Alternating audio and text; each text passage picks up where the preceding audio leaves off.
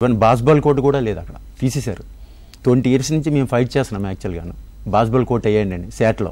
బాస్బాల్ court లేదు, తీసేశారు. Yes తీసారు. నేషనల్ గేమ్స్ వచ్చింది, మీకు ఇంకోటి టెన్నిస్ కోర్టులు అవే వేయవలసి వస్తుంది, మీకు ఇంకో దగ్గర ఇస్తాము అని ఓ ప్లేస్ ఏదో చూపించారు. 20 years అండి. 2002లో నేషనల్ గేమ్స్ అయింది, ఇప్పుడు వరకు అక్కడ బాస్బాల్ కోర్ట్ లేదు. బాస్బాల్ కోర్ట్ లేపడం వల్ల ఏంటంటే మేము ఎక్కడో ప్లేస్ చూడడము, ఇంకోళ్ళు ఎవరో ఆక్యుపై చేసుకోవడం, ఇంకెక్కడో గవర్నమెంట్ ఇన్ఫ్లుయెన్స్ రావడము.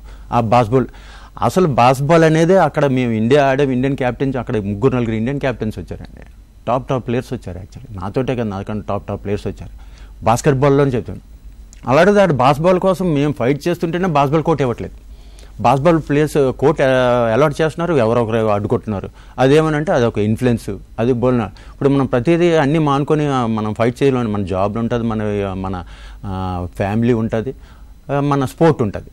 సో ఇన్ని మేనేజ్ చేసుకొని ఆ రోజు వెళ్ళి హంగర్ స్ట్రైక్లో కూర్చోలేము కదండి. అడిగి మాకు బాస్బాల్ కోర్ట్ కావాలని దే హ్యావ్ టు రియలైజ్ ఇక్కడ కూడా బాస్బాల్ కోర్ట్ ఉండేది, వీళ్ళు కంపల్సరీగా ఇవ్వాలి. ఇక్కడ చాలామంది ప్లేయర్స్ వచ్చారని వాళ్ళ రెస్పాన్సిబిలిటీ.